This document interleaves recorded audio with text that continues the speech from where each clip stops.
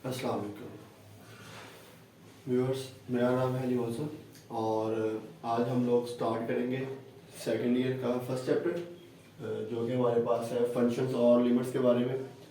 तो सबसे पहले बात करते हैं हम लोग फंक्शन के इंट्रोडक्शन के अंदर। फंक्शन जो है वो फर्स्टली डिस्क्राइब किया है लेबनीज़ ने। लेबनीज़ ने इसका आइडिया दिया था कि हमारे पास बेसिकली फंक्शंस होते क्या हैं।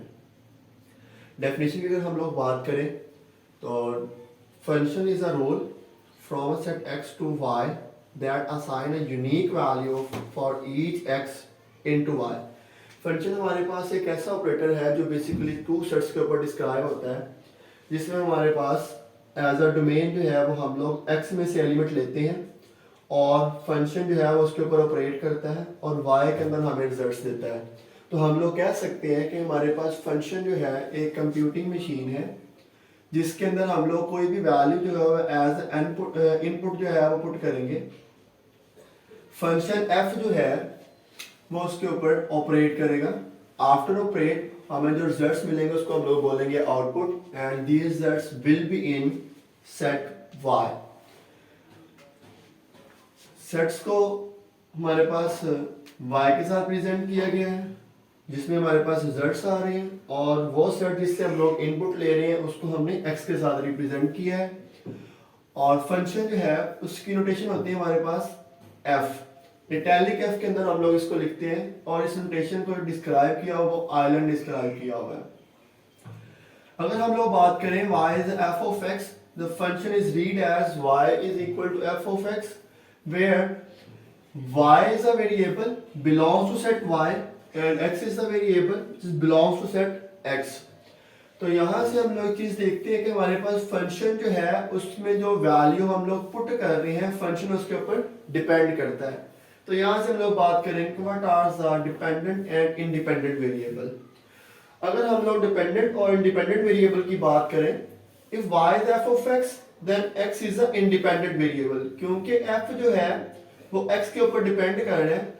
x की वैल्यू जो है वो मैटर करेगी कि हमारे पास y का रिजल्ट क्या आता है। फॉर एग्जांपल हमारे पास फंक्शन है y is equal to 9x।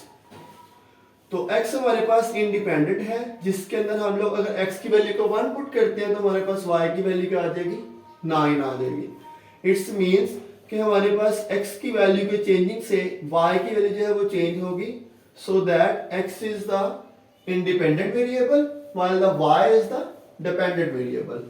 उसके बाद हम लोग बात करते हैं कि हमारे पास ऐसी कौन सी इक्वेशंस हैं, ऐसे कौन से फंक्शंस ग्राफ्स होंगे जो हमारे पास फंक्शन बनते हैं या नहीं। तो सबसे पहले हम लोग पढ़ेंगे ग्राफिकल लाइन टेस्ट। अगर हम लोग ग्राफिकल लाइन टेस्ट की बात करें तो हम लोग डिफरेंट एग्जांपल्स लेते हैं। लाइक हमने ग्राफ ले लिया, इसको हम लोग बोल लेते हैं हमारे पास फर्स्ट ग्राफ है, इसको हम लोग बोल लेते हैं हमारे पास सेकंड ग्राफ है और इसको हम लोग बोलते हैं third graph. Graphical line test क्या है? अगर हमारे पास कोई भी ग्राफ प्रोवाइड कर दिया जाए और हमसे पूछा जाए कि क्या ये ग्राफ जो है वो फंक्शन है या नहीं, तो हम लोग क्या करेंगे, line test. If a line cut the graph at a function at a single point, अगर हमारे पास किसी भी फंक्शन का ग्राफ प्रोवाइड किया हो या कोई भी हमारे पास इक्वेशन उसका ग्राफ हमारे पास डिस्क्राइब है, हम उसको देखना चाह रहे हैं फंक्शन है कि नहीं, तो हम लोग उसके ऊपर एक स्ट्रेट लाइन पास करवाएंगे। अगर वो स्ट्रेट लाइन उसको किसी एक ही पॉइंट से कट करे, उसको किसी एक ही पॉइंट से कट करेगी तो हम लोग बोलेंगे that's graph will be a function. इसी तरह से हमारे पास एक स्ट्रेट लाइन थी, उसके ऊपर हमने स्ट्रेट लाइन ड्रॉ की तो एक ही पॉइंट के ऊपर कट कर रही है तो हम लोग बोलेंगे हमारे पास फंक्शन है। सेम एज इट हम लोगों ने एक और ग्राफ लिया जो कि सर्कल का ग्राफ है। अगर हम लोग इसमें से वर्टिकल स्ट्रेट लाइन पास करवाते हैं तो वो इसको 2 पॉइंट में से कट कर देगी। अगर वो इसको 2 पॉइंट में कट कर रही है, इट्स मींस कि ये हमारे पास जो ग्राफ है वो फंक्शन नहीं है, क्योंकि वर्टिकल लाइन जो है वो इसको 2 पॉइंट में से कट कर रही है। उसके बाद हम लोगों ने एग्जांपल ली है पैराबोला की।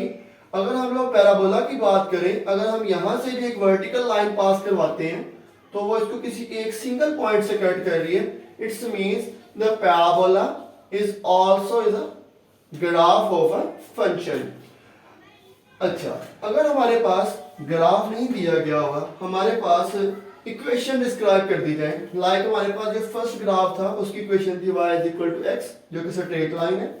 हमारे पास जो सेकंड ग्राफ है दैट इज सर्कल, और इसकी जो इक्वेशन है हमारे पास वो है x square plus y square is equal to r square. And इसी तरह से हमारे पास पैराबोला है the y is equal to x square and it's also a function. अगर हमारे पास जस्ट इक्वेशंस हो और हम लोगों ने बताना है कि हमारे पास ये फंक्शन बनती है तो नहीं, तो हम लोग देखेंगे कि हमारे पास ये जो y है दैट्स अ डिपेंडेंट वेरिएबल, इसकी पावर क्या है हमारे पास। अगर हम यहाँ पे देखें तो इसकी पावर 1 है, यहाँ पर देखें इसकी पावर 1 है, यहाँ पर देखेंगे तो हमारे पास इसकी पावर क्या है 2 है।